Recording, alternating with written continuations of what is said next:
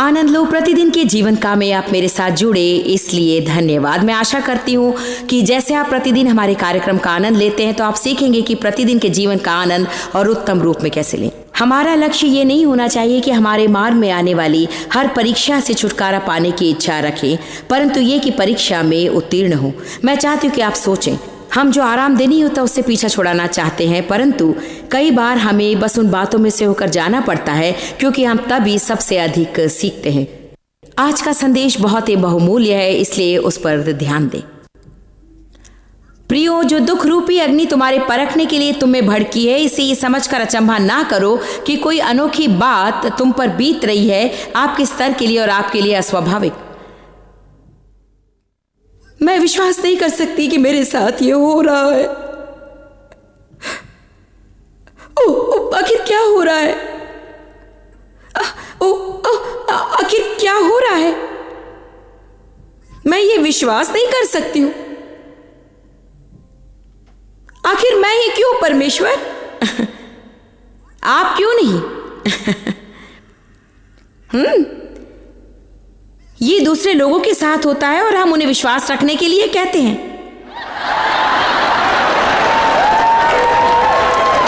हाँ, बस प्रभु पर विश्वास करें, भरोसा करें, प्रभु की स्तुति करें, हालेलुया, स्तुति के बलिदान चढ़ाएं। परंतु जब आपकी बारी थी, ऐसा तो ठीक है प्रभु।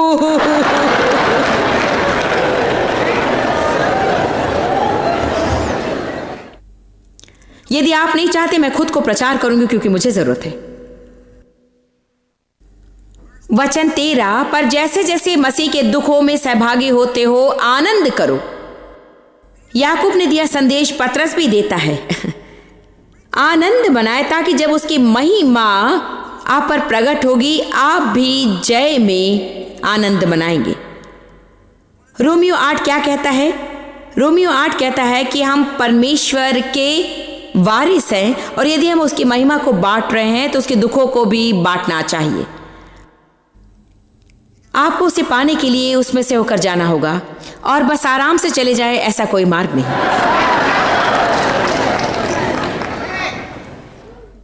परीक्षाएं अक्सर जीवन में आती हैं। परीक्षाओं में सफल होना ही उन्नति और बढ़ोतरी का मार्ग है। आप जब परीक्षा में असफल होते हैं, इसे फिर से पाने की शाश्वती हम ले सकते हैं। एक हफ्ते में आने वाली अपनी परीक्षाएं यदि आप गिनेंगे तो सच में आश्चर्यचकित हो जाएंगे। आपके जीवन में क्या हो रहा है इसे आप समझ पाएंगे यदि आप इन बातों की ओर ऐसे देखेंगे कि मेरी परीक्षा हुई है, परंतु मैं इस समय सफल हो जाऊंगा शैतान।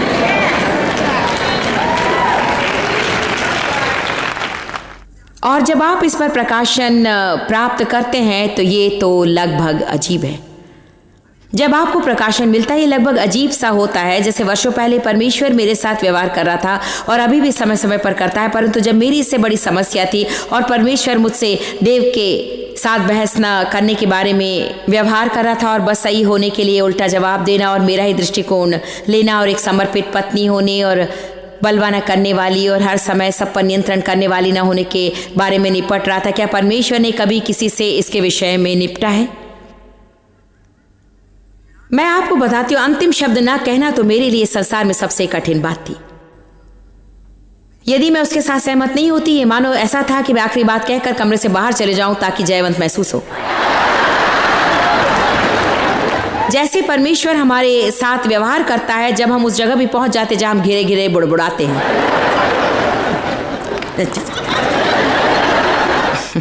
मैंने ऐसा किया, अपनी पीठ फेर दी और चली गई। अंत में प्रभु ने मुझसे कहा, जॉयस, अधीनता कोई ऐसा काम नहीं जिसे आप पहनते हैं, ये तो आपका स्वभाव है, ये हृदय का स्वभाव है। मैं वो समय याद कर सकती हूँ जब आपने ये महसूस किया, किसी ने आपसे कुछ कहा, आपको पसंद ना आने वाली बात आपसे कोई कहता है और आप जो नहीं चाहते वे उसे आपसे करवाना चाहते हैं और ये मानो ये गर्जना कहीं से आती है और आप सचमुच उसे महसूस कर सकते हैं। कुंजी तो यह है कि मुंह तक जाने से पहले हमें उसका कुछ करना होगा। ये तो उस दबाव के समान है जो बढ़ता जाता है।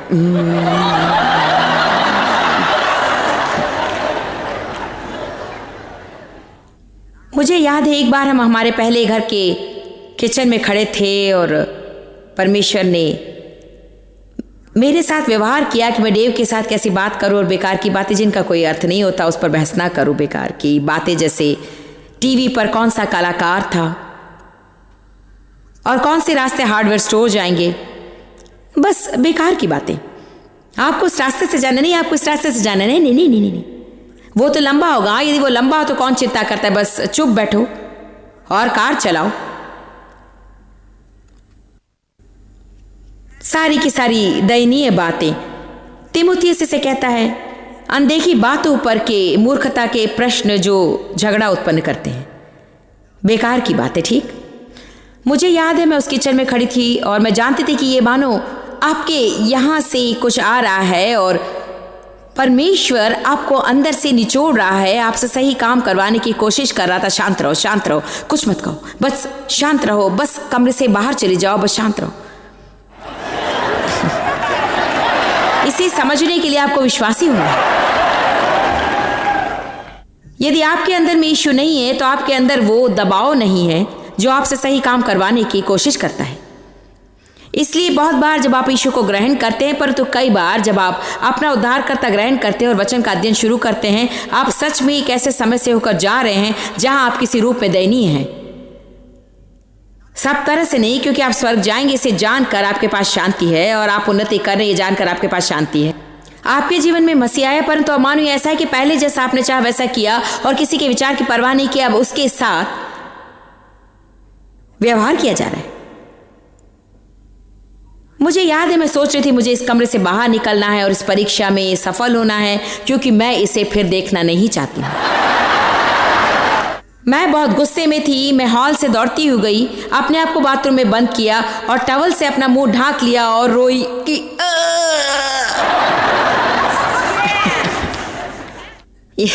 यहां एक बहन है जो समझ सकती है। ये शायद आपको विचित्र सुनाई दे, परंतु जब आप ठान लेते कि जो सही है वही करेंगे तो आप शायद कुछ विचित्र काम करेंगे। आपने शैतान के लिए विचित्र काम किए हैं, तो आइए परमेश्वर के लिए कुछ अजीब काम करें।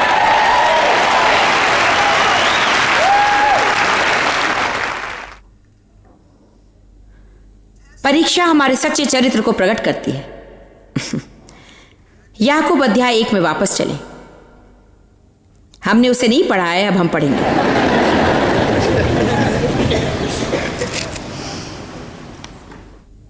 वचन 2, इसे पूरे आनंद की बात समझो।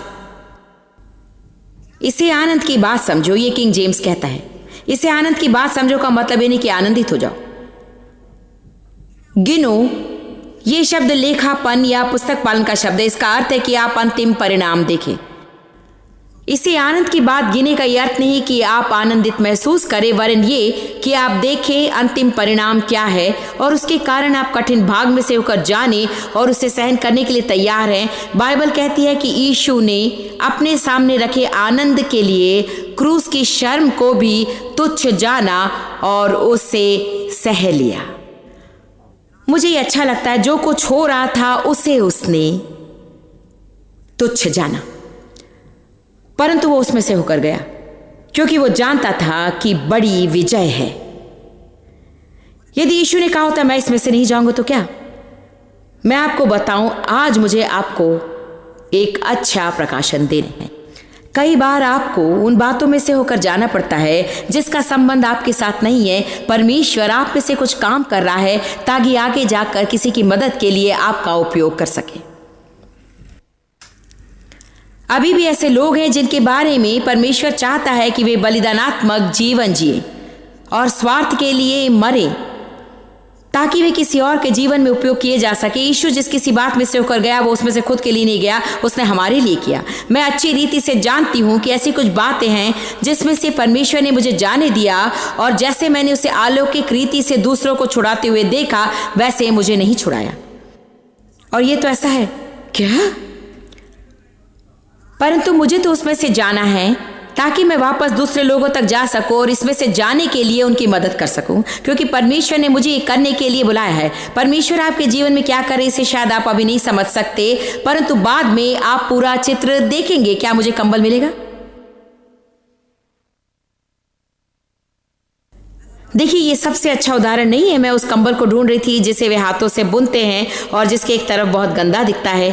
तब आप दूसरी ओर उसे पलटाए तो एक सुंदर चित्र देख पाएंगे। परंतु हमारे जीवन की परीक्षाएं भी कुछ ऐसी हैं, एक धागा एक समय में सच में कोई अर्थ नहीं दिखता, परंतु जब आप अंत पे देखते हैं कि क्या हो रहा है।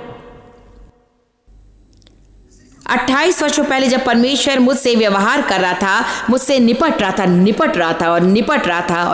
था, मैं दूसरे लोगों को देखती हुई तो सही काम कर रहे थे जो मैं कर रही थी और बिल्कुल परवाह नहीं करते थे, और मैं तो जैसे परमेश्वर ने रातों रात अलौकिक रीति से मेरे पति को धूम्रपान से छुड़ाया, परंतु मुझे तो दुख उठाना पड़ा। और क्या आप जानते डेव ने क्या कहा कि मैंने अभी निर्णय लिया है कि मैं इसके विषय अधिक चिंता नहीं करूंगा, मैं अपनी चिंता छोड़ दूंगा और मैं तब तक धूम्रपान करूंगा जब तक प्रभु वो इच्छा दूर नहीं करता। अगले ही दिन वो उठकर कहने लगे कि क्या तुम जानती हो मुझे और धूम्रपान करने की इच्छा नहीं है। मैं झूठ नहीं कह रही हूं, मैं आपको सच बता रही हूं। और जानते मेरे साथ क्या हुआ, मुझे तो मानो परमेश्वर, ओ प्रभु मैं मर रही हूं, मुझे सिगरेट पीना है, ओ प्रभु। कचरे के डिब्बे में देखती, मैं मेरी पॉकेट में देख रही थी और बस सिगरेट के छोटे टुकड़े को पाना चाहती थी और जाकर कहीं छिप जाऊं और फिर प्रभु मेरे साथ व्यवहार करे और मैं कहूंगी खैर मैं इसे नहीं करूंगी प्रभु, मैं इसे नहीं करूंगी। मैं अपने नए जीवन में जा रही थी, आत्मा से भरा, और अभी भी धूम्रपान की समस्या थी। मैं उसे छिपा रही थी और सभा खत्म होने के बाद मैं बाहर जाती और कार में बैठती और धूम्रपान करती।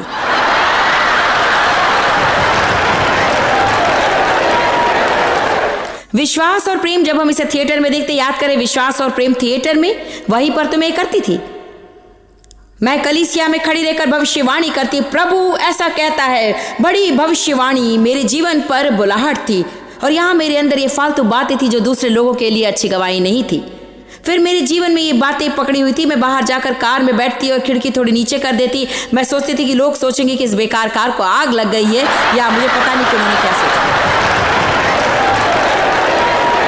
इतने दोषारोपण में चली गई, मैंने बस सोचा मुझे इसे छोड़ना है, क्योंकि ये मेरे विवेक को खटक रहा था। ये तो रोकने के लिए अच्छा कारण था, क्योंकि ये आपके विवेक को खटकता है।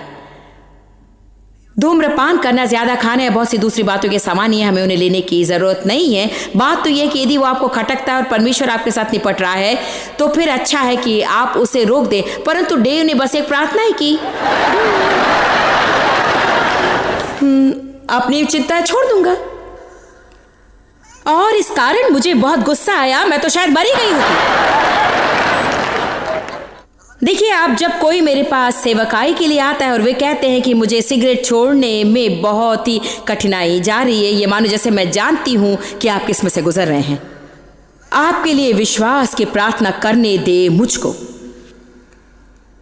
क्या आप मेरी बात समझे? ऐसा समय था हमारे जीवन में जब परमेश्वर ने हमें कई बार कठिनाइयों में से जाने दिया, जबकि वो आपको छुड़ा सकता था। ये ऐसा है जैसे आइए प्रभु, आपको सिंहासन से उठने की भी जरूरत नहीं, बस मेरी ओर देखें।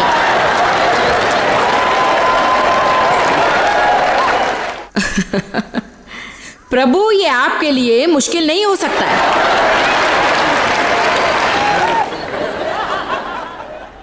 लेकिन हम ऐसे कि मुझे वो नहीं मिला। हाँ, मुझे वो बिल्कुल ही नहीं मिला। आप नहीं जानते कि प्रभु ने आपके भविष्य के लिए क्या रखा है। यह अभी बहुत अच्छा नहीं लगता, परंतु बाद में जब आप पूरा चित्र देखेंगे कि परमेश्वर क्या करने की कोशिश कर रहा था। आज हम ये जानने की कोशिश कर रहे हैं। हाँ, आप वो टूथपेस्ट वापस ले सकते हैं, हमने सारी बातें जान ली। धन्यवाद, धन्यवाद। याकूब 1:2, हे मेरे भाइयों, जब तुम नाना प्रकार की परीक्षा में पढ़ते हो तो इसे पूरे आनंद की बात समझो, ये जान करके तुम्हारे विश्वास के परखे जाने से धीरज उत्पन्न होता है। पर धीरज को अपना काम पूरा करने दो कि तुम पूरे और सिद्ध हो जाओ और तुम में से किसी को किसी बात की घाटी ना रहे। याकूब 1:12, धन्य है वो मनुष्य जो परीक्षा में स्थिर रहता है, परखे जाने में स्थिर रहता है, जांचे जाने में हिम्मत नहीं हारता। कल की बात को याद करें, यदि आप नहीं थे तो मैं निश्चित रूप से दोबारा कहूंगी। परमेश्वर परीक्षा का उपयोग करता है कि आपके विश्वास को परखे, और शैतान परीक्षा का उपयोग करता है कि हमें पाप के लिए जांचे। परमेश्वर हमें पाप के लिए कभी परीक्षा में नहीं डालता। आप 1 मिनट में यहां देखेंगे, बाइबल कहती है कि जब तुम्हारी परीक्षा हो या तुम परीक्षा महसूस करते हो क्योंकि आप में कुछ है। बैंक लूटने के लिए मेरी परीक्षा कभी नहीं हुई। आप अवश्य इससे कुछ सीखेंगे। कभी भी बैंक लूटने के लिए मेरी परीक्षा नहीं हुई और मेरे अंदर ऐसा कुछ नहीं जिसे शैतान दबा सके, ऐसा कोई बटन नहीं जिसे वो दबा सके, क्योंकि मेरे अंदर कुछ नहीं है। परंतु कुछ ऐसी दूसरी बातें हैं जिसके विषय वो जानता है कि किस समय कौन सा बटन दबाएं, वो भी सही समय पर। वो बातें जो हमारी परीक्षा लेती हैं और हमें किस कारण उसके लिए इतना उत्साहित होना है और आगे बढ़कर जांचा जाना, सह लेना चाहिए, क्योंकि ये सच में हमारी कमजोरी देखने के लिए हम पर की गई कृपा है। हम उनकी ओर देखना नहीं चाहते क्योंकि वो हमें निराश करती हैं, परंतु वे दोष लगाने के लिए नहीं, वे तो छुटकारे के लिए हैं। धन्य और खुश है वो मनुष्य जो परीक्षा में धीरज रखता है, जांचे जाने में खड़ा रहता है, क्योंकि जब वो परीक्षा में खड़ा होता है और खरा निकलता है, वो जीवन का विजयी मुकुट पाएगा, जिसकी प्रतिज्ञा परमेश्वर ने अपने से प्रेम रखने वालों से की है। जब किसी की परीक्षा हो तो ये न कहे कि मेरी परीक्षा परमेश्वर से हुई, क्योंकि ना तो बुरी बातों से परमेश्वर की परीक्षा हो सकती है और वो किसी की परीक्षा आप नहीं करता है, परंतु प्रत्येक व्यक्ति अपनी अभिलाषा से खींचकर और फंसकर लालसा और कामना के कारण परीक्षा में पड़ता है। हालेलुया। जब हम परीक्षा में पढ़ते हम कह सकते हैं, धन्यवाद प्रभु, मेरे अंदर क्या है, अच्छा या बुरा, वो उसे प्रकट करेगा। परीक्षा केवल बुरी बातों को ही प्रकट नहीं करती, कई बार वो प्रकट करती है कि हम बढ़ चुके हैं और हम बदल चुके हैं और हम उन्नति पाए हैं और हम पहले जैसे काम करते थे वैसे काम नहीं करते, और अगर करते भी हैं तो पहले से वो काम बेहतर होता है, और तब हम आनंद बना सकते हैं क्योंकि हम लंबी दूरी भी तय कर चुके हैं। हमें आगे बढ़ते रहना है, परंतु हमने लंबी दूरी भी तय कर ली है। क्या आज इससे कोई कुछ पा रहा है?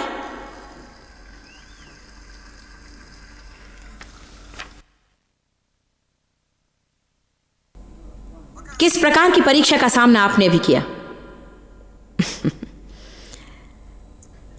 ये तो केवल पिछले 7 दिनों में हुआ है, और मैंने टोस्ट के साथ बटर का ऑर्डर दिया और मैंने टोस्ट के साथ बटर नहीं मिला, और जब बटर मुझे मिला तब तक मेरा टोस्ट ठंडा हो गया था।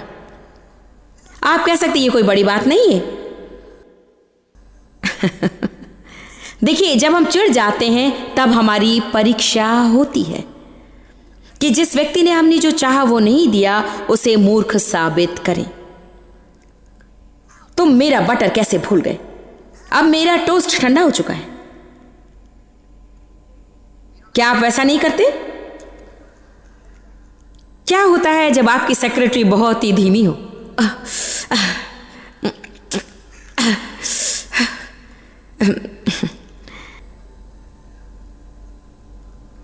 शायद वो नहीं हो और वो क्या कर रही है उसे नहीं जानती और पहले ही वो निराश है। हम भक्तिपूर्ण व्यवहार नहीं करते, हम आत्मा का फल नहीं दिखाते हैं। ये तो बहुत ही अच्छा होता कि जब उन्होंने टोस्ट लाया उसी वक्त अगर बटर भी लाते तो, या फ्रेंच फ्राइज के साथ केचप या हैमबर्गर के साथ मस्टर्ड। मुझे ये पसंद नहीं कि जब मैं जाकर सैंडविच मांगूं और मुझे उसके साथ मस्टर्ड पसंद है और वे मेरे लिए सैंडविच लाते और मस्टर्ड लाने के लिए उन्हें 20 मिनट लग जाते हैं। क्या आप लोग मेरी बात समझ रहे हैं? ये तो छोटी और बड़ी परीक्षाएं हैं, परंतु जब तक वे अपना काम करते उससे कोई फर्क नहीं पड़ता। मेरे बैग में पानी की एक बोतल लीक हो गई और मेरे बहुत से सामान खराब हो गए। कोई अपॉइंटमेंट के लिए 30 मिनट देरी से आया। उसी दिन किसी ने अचानक अपॉइंटमेंट बदल ली और मुझसे निवेदन किया गया जब मुझे वहां पहुंचना था उससे 1 घंटे पहले पहुंचूं। वही हमेशा लोगों की समस्या। हमें गलत दिशा दी गई और हम शहर में खो गए। लेकिन अब वो मुझे परेशान नहीं करता, परंतु डेव को उत्तेजित करता है। वो उस तरह की बातों के साथ अच्छा व्यवहार नहीं करते। सबसे पहले डेव दिशा बताने में सच में अच्छे हैं, वे सब कुछ विस्तार से बताते हैं, लेकिन जब दूसरे लोग किसी कारणवश हमारे इतने अच्छे नहीं होते तो हम बिल्कुल भी सह नहीं पाते हैं। मैं विश्वास नहीं कर सकते कि उन्होंने मुझे नहीं बताया। नहीं, उन्होंने कहा, और ये बड़ी अजीब बात है, उन्होंने कहा इस बात से मैं बहुत ही नाराज हो गया, बहुत ही नाराज हो गया, और मैं वहां बैठकर पवित्र महसूस कर रही थी। देखिए हम ऐसा करते हैं जब हमें कुछ खटकता नहीं तब हम बहुत आत्मिक हो जाते हैं। मैंने सोचा हनी तुम्हें क्रोधित नहीं होना चाहिए क्योंकि वो मुझे परेशान नहीं करता। क्यों? क्योंकि मैं मुखिया नहीं थी कि हम कहाँ जा रहे थे, परंतु वे मुखिया थे। मैं वहां बस बैठकर खिड़की से बाहर देख सकती थी और सारा दिन शहर में घूम सकती थी।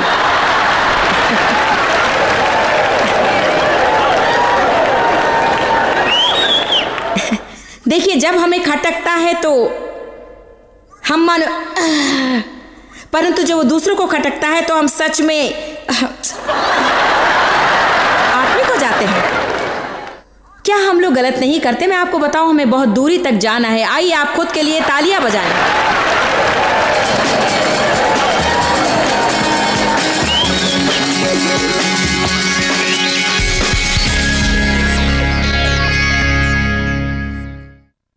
मैं अंत में ही कहना चाहती हूँ कि आप अपना अनंत काल कहाँ बिताने पर विश्वास करते हैं।